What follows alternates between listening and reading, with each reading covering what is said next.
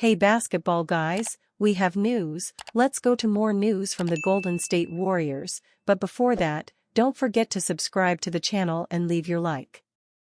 The Warriors are interested in a big star to restore the NBA dynasty, but stars are at a very high value and executives will wait for a star to go into liquidation. But the Warriors will continue to be active at the trade deadline looking for great players to update the squad, and a striker is viewed favorably. In addition to being a top scorer, he was already an NBA champion with the Lakers.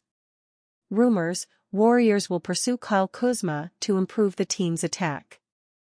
The Golden State Warriors seem quite eager to improve their offense and are seeking potential additions to their squad before the trade deadline ends.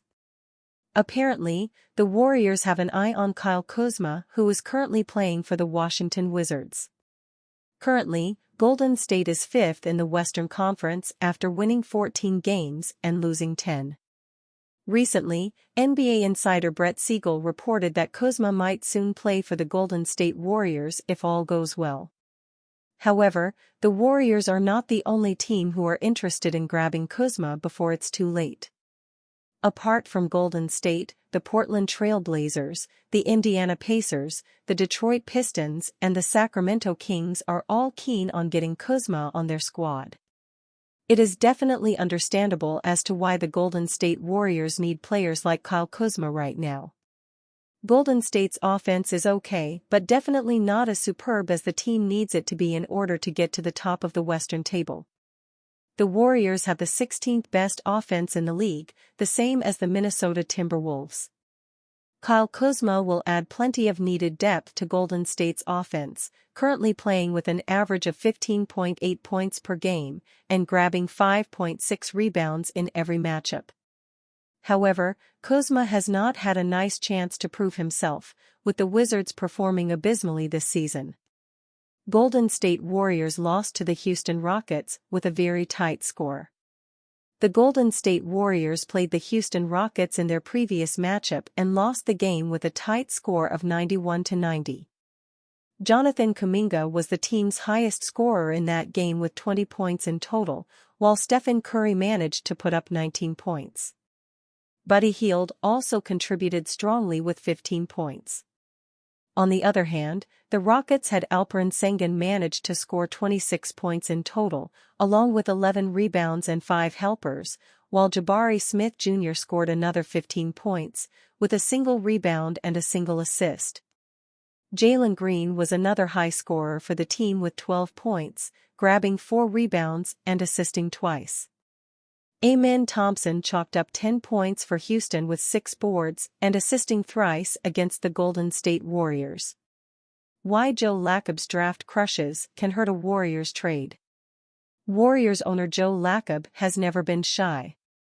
Since buying the Warriors in 2010, he has, with a lot of help from Stephen Curry, completely changed the Warriors' fortunes around from being one of the worst franchises in the league to champions within 5 years of buying the team. His success cannot be denied. In a way, this success, and his generous spending, has earned him a voice within the Warriors' management on player personnel. Now, with Warriors trade rumors picking up, Lacob's affinity for some of their past draft picks may be hurting the chances of a Warriors trade. Why Joe Lacob's draft crushes can hurt Warriors trade possibilities. Joe loves his Warriors draft picks. Lacob has never been quiet about his belief in some of the Warriors draft picks during his tenure. From calling James Wiseman a once-in-a-decade guy to calling recent pick Brandon Podziemski a future All-Star, Lacob stays high on his guys, maybe to a fault. The Warriors probably kept Wiseman in the lineup and on the team much longer than they should have, in part to please Lacob. They ended up holding onto Wiseman way too long and not getting any value out of him once they decided to trade him. He doesn't want a Kuminga trade. Jonathan Kuminga has always been one of Lacob's favorites. He has said that Kuminga's ceiling is unlimited, and he probably really believes it. Even as the rest of the Warriors' front office and coaching staff have gone through their ups and downs with Kuminga, Lacob hasn't faltered in his belief and support. When the Warriors recently pursued Lauri Markkanen in the offseason, it was reported that Lakab wasn't psyched about putting Podziemski or Kuminga in the trade. Although that may not have been the final reason the trade never happened, holding onto these young players with potential instead of going all in on the latter years of Curry's career has annoyed some Warriors fans. Warriors trade rumors. In the last few weeks, the Warriors trade rumors have picked up. Of course, Kuminga is in the middle of a lot of them. He wasn't able to reach an extension with the Warriors this offseason. Although he has shown flashes that show his star potential, he hasn't been able to show the consistency that proves the Warriors should bet on him as the future of the franchise. Amidst Kuminga trade rumors, ESPN recently reported that Lakab still has an affinity for the former 7th overall pick. Lakab's unwillingness to accept that the Kuminga, like Wiseman and Podziemski, are simply not as good as he thinks they are is starting to hurt the Warriors' chances at contending for a championship. Maybe if Lakab had not been so intent on trying to create two timelines by contending for championships while developing young draft picks, the Warriors might be in a better position to maximize the end of Curry's career. Or maybe Lakab is light years ahead and sees something in the Warriors' young players that coaches, fans, and other teams simply cannot see.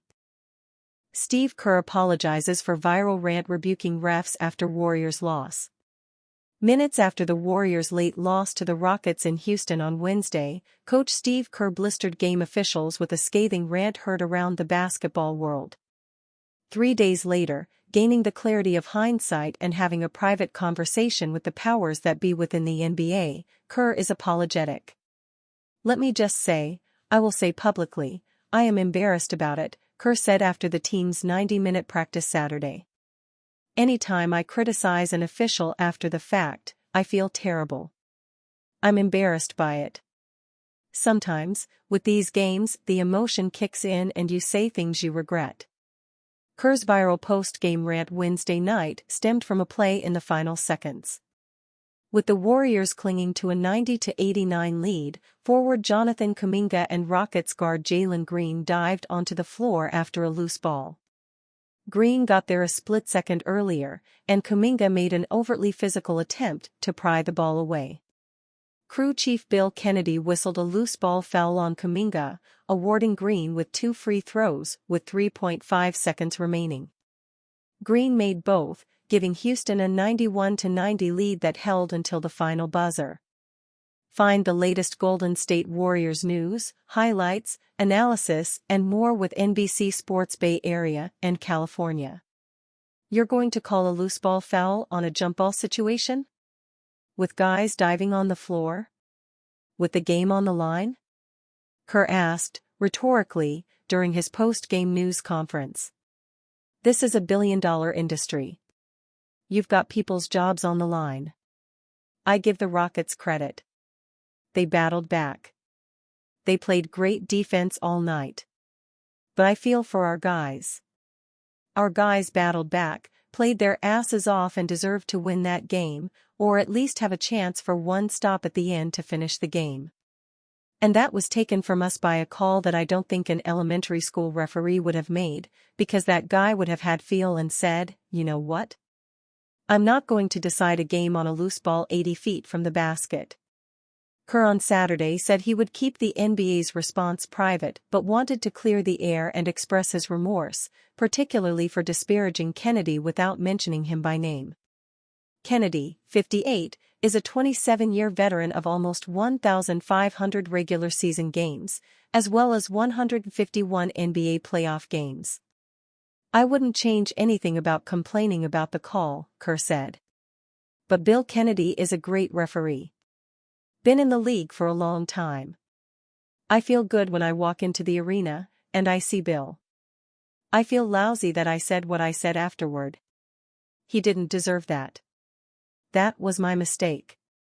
That was the second time this season that Kerr unleashed considerable fury onto the officiating crew, as 8 days earlier he castigated a crew led by veteran official Tyler Ford for failing to see Nuggets forward Christian Braun call a timeout when Denver had none remaining. calling a timeout when the allotment is exhausted results in a technical foul, which in this instance would have given Golden State a free throw. "Everybody saw it," Kerr said on December 3 in Denver, "except for the 3 guys we hired to do the games. Kerr had better be careful. He's on the league's radar, and further instances could lead to an announced fine."